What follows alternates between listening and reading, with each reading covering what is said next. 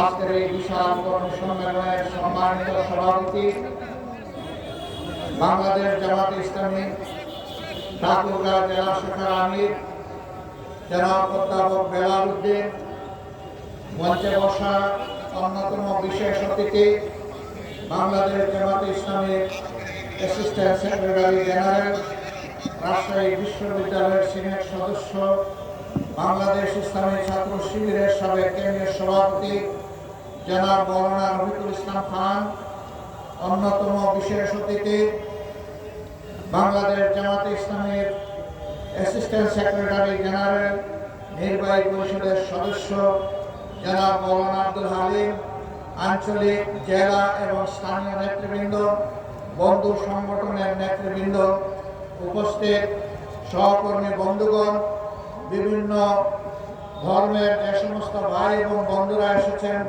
আমার সেই সমস্ত ভাই এবং বন্ধুগণ, সাংবাদিক বন্ধুগণ, আবারও সবার প্রতি সালাম, আসসালামু আলাইকুম ওয়া রাহমাতুল্লাহ। অন্যান্য ধর্মের ভাইদের প্রতি অন্তর্নির্মম ভালোবাসা এবং শুভেচ্ছা। বাংলাদেশ 18 কোটি মানুষের দেশ, হয় কিছু কম হবে, না হয় কিছু বেশি হবে। ছোট্ট একটি দেশ, পৃথিবীর মানচিত্রে অবস্থান খুঁজে পাইতে হলে খুব গভীরভাবে চোখ ফেলতে হয়। এত ছোট দেশে বিশ্বের কোথাও এত বিপুল জনসংখ্যা নেই। বিপুল জনসংখ্যার এই বাংলাদেশ জনসংখ্যা কোনো অভিশাপ নয়, বরঞ্চ জনসংখ্যাটা জনশক্তিতে পরিণত করতে পারি নাই, এটা আমাদের ব্যর্থতা। এই 18 কোটি মানুষের হাতকে যদি কর্মীর হাতে আমরা পরিণত করতে পারতাম, প্রাপ্তবয়স্ক সকলের হাতে যদি আমরা কাজ তুলে দিতে পারতাম, এই দেশটার চেহারা বদলে যেত। এই দেশেরই মানুষ বিশ্বের বিভিন্ন জায়গায় গিয়ে সেই দেশের চেহারা বদলিয়ে দিচ্ছে, কিন্তু আফসোস নিজেদের দেশের চেহারাটা আমরা বদলাতে এখনো পারিনি। আজকে আমি আল্লাহ তাআলার বিশেষ শুকরিয়া আদায় করছি যে হাজারো নিষ্পেষণ, নির্যাতন, জুলুম, খুন, গুম, ধর্ষণ, লুণ্ঠনের তাণ্ডব চালানোর পর 17.5 বছর পরে বাংলাদেশের মানুষ একটু স্বস্তিতে শ্বাস নিতে পারছে। 15.5 বছর টানা ফ্যাসিবাদী সরকারের বিরুদ্ধে দেশের সকল বিরোধী দল দফায় দফায় আন্দোলন করেছে। এই আন্দোলন করতে গিয়ে অনেক মূল্যবান জীবন ঝরে গিয়েছে। এই আন্দোলন করতে গিয়ে অনেকে পঙ্গু হয়েছে, আহত হয়েছে, অনেককে ধরে নিয়ে গায়েব করা হয়েছে। আজ পর্যন্ত তাদের আপনজন জানে না তারা দুনিয়ায় বেঁচে আছে কি নেই। এই আন্দোলন করতে গিয়ে অনেকে চাকরিহারা হয়েছে, অনেকের ব্যবসা বাণিজ্য ধ্বংস করা হয়েছে, ঘর বাড়ি লুণ্ঠন করা হয়েছে, আগুন দেওয়া হয়েছে, তছনছ করা হয়েছে। আর জামাতে ইসলামীর নেতৃবৃন্দের ঘর বাড়ি বুলডোজার দিয়ে ভেঙে গুঁড়া করে দেওয়া হয়েছে। জামাতে ইসলামীর 1 থেকে 11 জন শীর্ষ নেতাকে খুন করা হয়েছে। বিচারিক আদালতে তামসা, আদালত সাজিয়ে সাজানো পাঠানো আদালত আর সাক্ষী দিয়ে তাদের জীবনকে ধ্বংস করা হয়েছে। সম্মানিত ভাইরা, শেষ পর্যন্ত কোরআনের পাখি খ্যাত সারা দুনিয়ার মানুষ তাদের কলিজায়, যার জন্য আলাদা একটা জায়গা ছিল, আল্লামা দিলওয়ার হোসেন সাঈদীকেও জেলের ভিতরে মৃত্যুর দিকে তারা ফেলে দিল। তার একটা জানাজা ঢাকায় হবে, তা বরদাস্ত করতে পারলো না। শেষ পর্যন্ত তাকে জোর করে পিরোজপুরে পাঠিয়ে দেওয়া হলো। সেখানে সেনাবাহিনী, বিজিবি, পুলিশ, র্যাব, আনসার সব কিছু দিয়ে চতুর্দিক থেকে ঘেরাও করে মানুষের শোক ঠেকানোর চেষ্টা করা হলো। তবুও বর্ষার দিনে মানুষের শোক কেউ ঠেকাইতে পারেনি। সেখানে লক্ষ মানুষ বৃষ্টির পানির সাথে নিজেদের চোখের পানি দিয়ে তাদের প্রিয় মানুষকে দুনিয়া থেকে বিদায় দিয়েছে। জানাজায় শরীক হয়েছে, তার জন্য কেঁদেছে, আল্লাহর দরবারে মাগফিরাতের দোয়া করেছে, তার মর্যাদা বৃদ্ধির দোয়া করেছে। আল্লাহ যেন তাকে শহীদ হিসেবে কবুল করেন সেই দোয়া করেছে। এই শীর্ষ 11 জন নেতা, তাদের সহকর্মী বৃন্দ এবং অন্যায়ভাবে যাদেরকে এই দেশে হত্যা করা হয়েছে, যারা ঈমান নিয়ে বিদায় নিয়েছেন, আল্লাহর দরবারে দোয়া করে আল্লাহ তাদের সকলকে শহীদ হিসাবে কবুল করুন। বিশেষ করে 24-এর এই আন্দোলন, যা 1 জুলাই থেকে শুরু হয়ে 36 জুলাই এসে শেষ হয়েছে, এই আন্দোলনে যারা বুক পেতে দিয়েছিল, বুক পেতে দিয়ে বলেছিল, বুকের ভিতরে তুমুল ঝড়, বুক পেতেছি গুলি কর। বুক পেতে দাঁড়িয়েছিল, খোলা অস্ত্রের মুখে, গুলির মুখে সংকোচ করেনি জীবন দিতে। একজন মন্ত্রীকে এক পুলিশ অফিসার তখন বলেছিলেন, স্যার একটা মারি একটাই পড়ে, এরপরে 4 জন দাঁড়িয়ে যায়, 10 জন দাঁড়িয়ে যায়। এটা সেই দেশ। আলহামদুলিল্লাহ, আমরা গর্বিত। আল্লাহ তাআলা আমাদের বুকে, কুলে, উদরে, মায়েদের পেটে এই ধরনের বীরের জন্ম দিয়েছেন বাংলাদেশে। আলহামদুলিল্লাহ, আমরা আমাদের এই বীর সন্তানদের জন্য গর্বিত। আমাদের অন্তরে তাদের ভালোবাসার একটা বিছানা তৈরি হয়ে গিয়েছে। আমরা তাদেরকে শ্রদ্ধা করি। জাতিকে জালিমের অক্টোপাস থেকে মুক্ত করার জন্য তারা যে উদ্যোগ জীবন বাজি রেখে নিয়েছিল, তার জন্য আমরা তাদের কাছে কৃতজ্ঞ। আমরা দোয়া করি আমাদের এই সন্তানদের মতো আরো সন্তানরা যেন ভবিষ্যতে এই দেশের জন্য দাঁড়িয়ে যায়। প্রিয় দেশবাসী, এই দেশটা বিভিন্ন ধর্ম ও বর্ণের মানুষের। যুগ যুগ ধরে আমরা এখানে শান্তিপূর্ণভাবে সহাবস্থান করে আসছি। কিন্তু যে দলটি জাতিকে বিভিন্ন অংশে ভাগ বিভক্ত করে রেখেছিল, সংখ্যাগুরু সংখ্যালঘু বলে, তারা ফায়দা উঠেছে। আর তারাই যদি সংখ্যা লঘু বলে কিছু থাকে, তাদের সর্বনাশ এই দলটিই করেছে। তাকে জায়গা জমি দখল করা অবৈধভাবে, ইজ্জতের উপরে হাত দেওয়া, সম্পদ লুণ্ঠন করা এবং কাউকে কাউকে তাদের ঘর বাড়ি থেকে তাড়িয়ে দেওয়া, হায়নার মতো এই কাজগুলো তারাই করেছে। তারা নিজেরা করে দোষ ফেলেছে ইসলামপন্থীদের উপর। যারা আল্লাহর বান্দা, যারা আল্লাহর উপর ঈমান রাখে, তারা কখনো কোনো মানুষের ক্ষতি করতে পারে না, কোনো মানুষের প্রতি হিংসা পোষণ করে না, কোনো মানুষের জীবন নিয়ে তামসা করে না, কোনো মানুষের ইজ্জতের উপরে হাত দেয় না, কোনো মানুষের ইজ্জত, তাদের সম্পদকে নিজের সম্পদ মনে করে না। আমরা দাবি জানিয়েছিলাম, জাতিসংঘের হিউম্যান রাইটস কমিশনকে আমি একটা চিঠি দিয়েছিলাম 13 সালে, যে আমাদের বিরুদ্ধে যে অভিযোগগুলো দেওয়া হয়, আমরা তার তদন্ত দাবি করছি। এই তদন্ত করবে জাতিসংঘ। আমরা সর্বাত্মক সহযোগিতা করব। আমরা চাই 72-এর 10 জানুয়ারি থেকে শুরু করে 24-এর, এখন নতুন করে আবার বলছি, 24-এর 5 আগস্ট পর্যন্ত, এমনকি আজকের দিন পর্যন্ত বাংলাদেশে এরকম যতগুলো অঘটন ঘটেছে তার সুষ্ঠু তদন্ত হোক, তার শ্বেতপত্র জাতির সামনে প্রকাশ করা হোক। সেই শ্বেতপত্রে আমি ব্যক্তিটি যদি কালো বলে চিহ্নিত হই, দুষ্কৃতিকারী বলে চিহ্নিত হই, আমাকেও যেন ক্ষমা করা না হয়। আমরা দেখতে চাই এরা কারা, কারাই জাতির সর্বনাশ করে, সংখ্যাগুরু এবং সংখ্যালঘুর মারামারি লাগিয়ে দিয়ে। সম্মানিত ভাইরা, এবারকার এই পরিবর্তন বিপ্লব অভ্যুত্থানের পরে 4 দিন বাংলাদেশে কোনো সরকার ছিল না, পুলিশ ফাংশন করে নাই, বিজিবি ঘর থেকে বের হয় নাই, আর্মিরা শুধুমাত্র গাড়ির উপরে তারা মহড়া দিয়েছে। কিন্তু আল্লাহ শুকরিয়া, বাংলাদেশে এই 4 দিন বড় কোনো অঘটন ঘটে নাই। কারণ এই দেশের মানুষ দেশকে ভালোবাসে, মানুষকে ভালোবাসে। এই জন্য এই দেশের প্রত্যেকটা মানুষ ছিল এই 4 দিন সরকার। তারা সরকারের দায়িত্ব সবাই পালন করেছে যার যার জায়গা থেকে। জামাত ইসলামী, অন্যান্য ইসলামী দল, মাদ্রাসার ছাত্র, অন্যান্য দেশপ্রেমিক দল সেই 4 দিন সমস্ত মন্দির, মঠ, প্যাগোডা, চার্চ সবগুলো পাহারা দিয়েছে, যাতে কোনো জায়গায় কোনো অঘটন না ঘটে। এরপরে দুর্গাপূজা যখন আসলো, একটি গোষ্ঠী বাংলাদেশকে অস্থির করার চেষ্টা করলো। আমরা আমাদের হিন্দু ধর্মের ভাইদেরকে আশ্বস্ত করে বললাম, পূজা আপনারা নির্বিঘ্নে করবেন, আপনাদের পাশে থেকে আমরা পাহারাদারি করব। তারা তাদের পূজা করেছে, আমরা নিরাপত্তা যতটুকু পারি তাদের পাশে থেকে করেছি। আবার যে জায়গাটায় তারা প্রয়োজন মনে করেন নাই, ওখানে আমরা যাই নাই।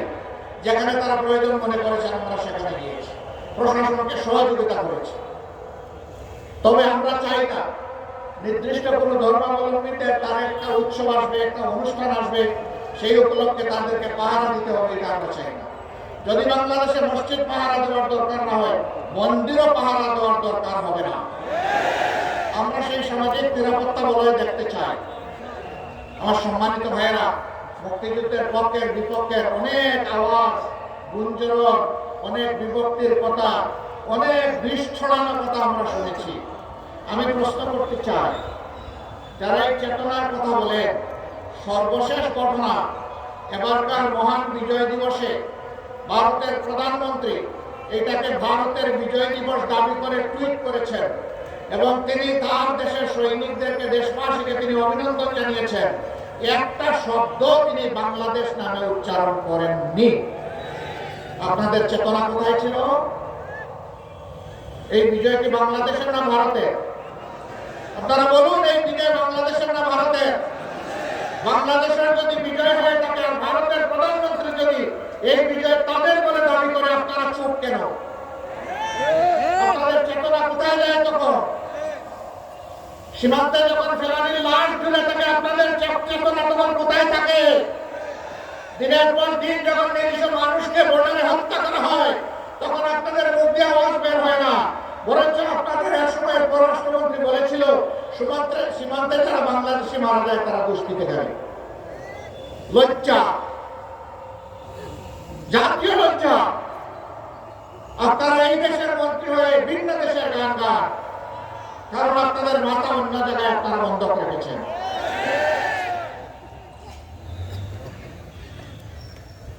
আমরা আমাদের প্রতিবেশী দেশের প্রতি সবসময় শ্রদ্ধাশীল থাকতে চাই এবং আমরা এও আশা করি তারাও আমাদের দেশের প্রতি শ্রদ্ধাশীল থাকবে।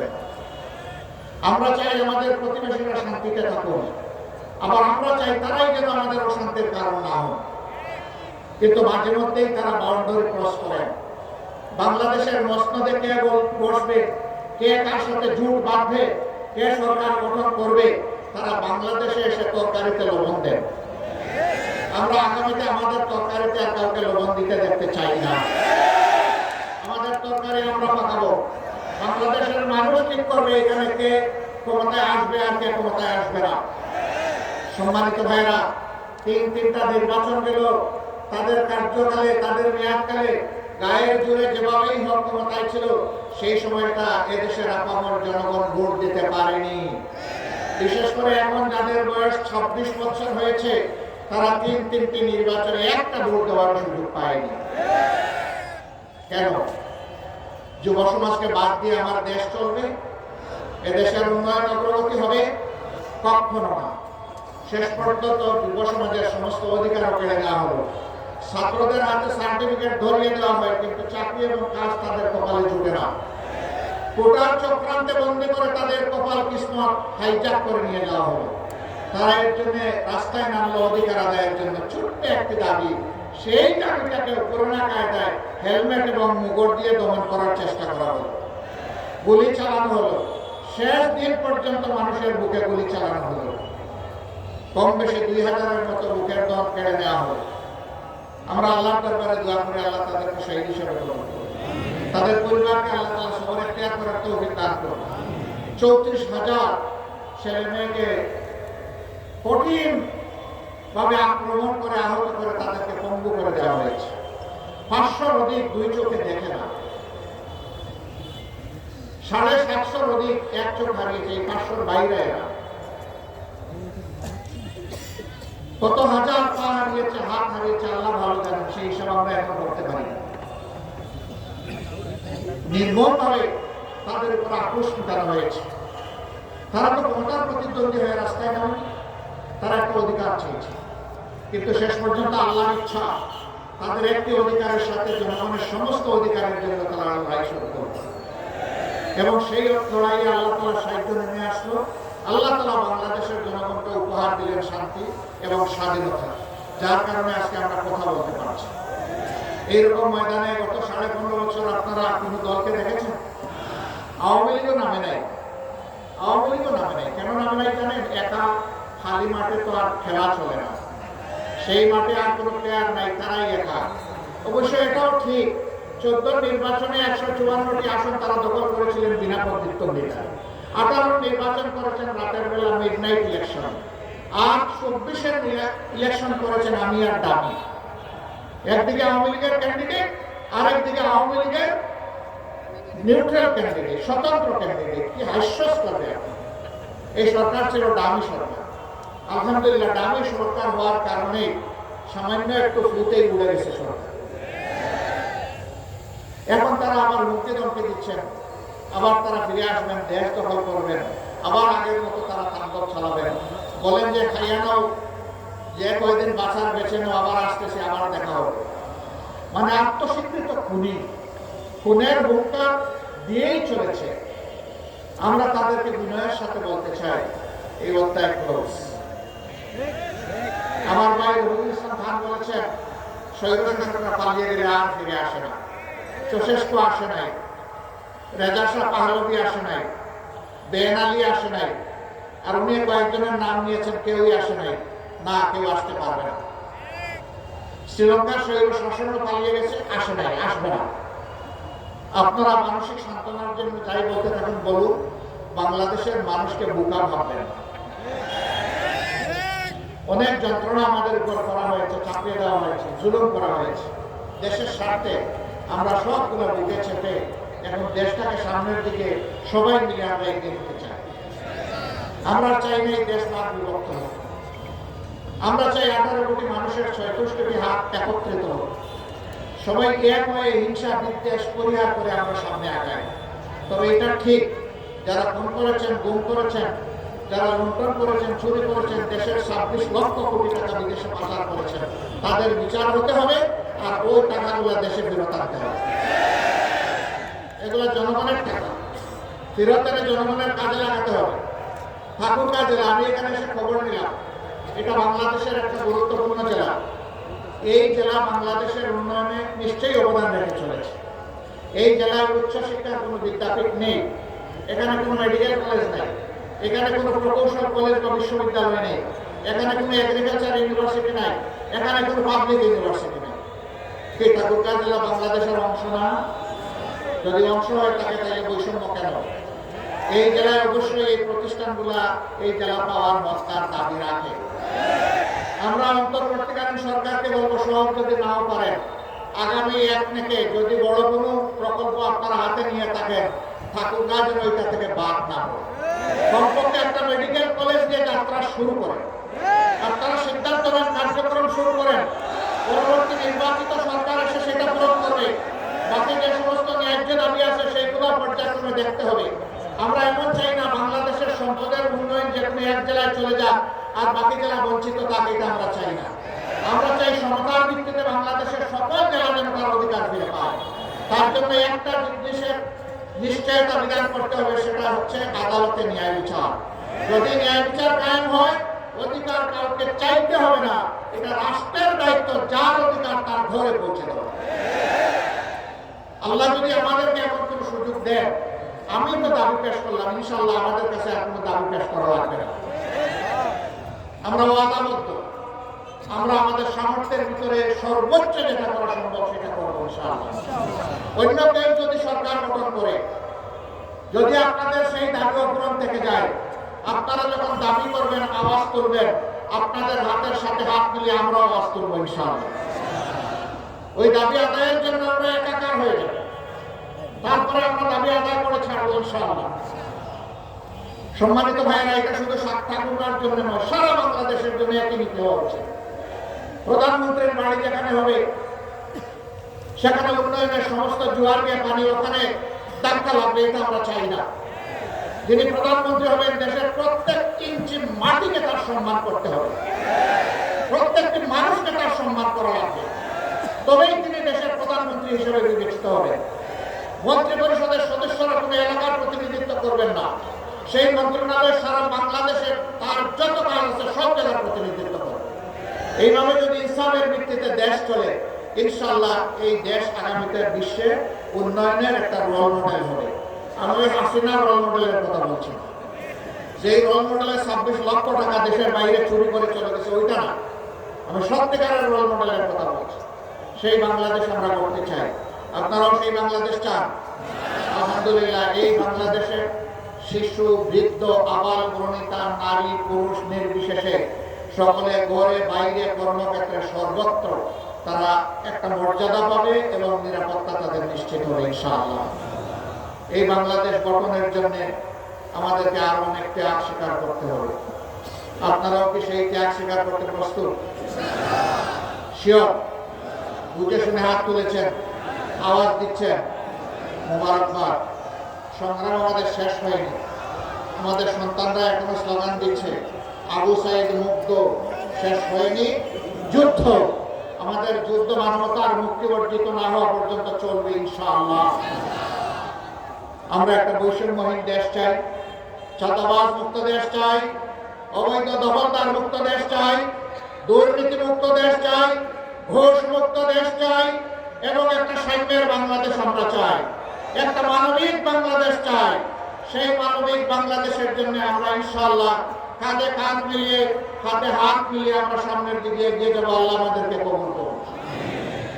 আমরা বাংলাদেশ জামাতে ইসলামী আপনাদের কাছে বিশেষ অনুরোধ রাখতে চাই, আমাদেরকে যদি জনগণের কল্যাণে কাজ করতে দেখেন, দেশের কল্যাণে কাজ করতে দেখেন, দিনের কল্যাণে কাজ করতে দেখেন, আমরা যেন আপনাদের একটু ভালোবাসা পাই, আমরা যেন আপনাদের একটু দোয়া পাই, আপনাদের একটু সহযোগিতা পাই, ন্যায়সঙ্গত কাজে আপনাদেরকে যেন পাশে পাই, আপনাদেরকে যেন সাথে পাই।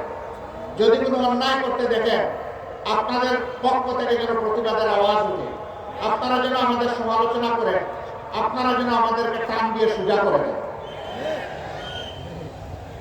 যদি আপনাদের এই গঠনমূলক সমালোচনা আর যদি দোয়া ভালোবাসা আমাদের সাথে থাকে, আমরা অঙ্গীকারবদ্ধ আল্লাহ তাআলার হুকুম হলে, জনগণের ভালোবাসা এবং সমর্থন পেলে আমরা একটি সাম্যের বাংলাদেশ উপহার দেব ইনশাআল্লাহ।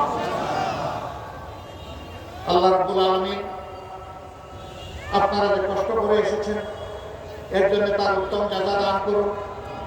এই ঠাকুরগাঁর ন্যায়সঙ্গত দাবিগুলো আদায়ে আমরা যেন ঐক্যবদ্ধভাবে সবাই কাজ করতে পারি সেই তৌফিক দান করুন।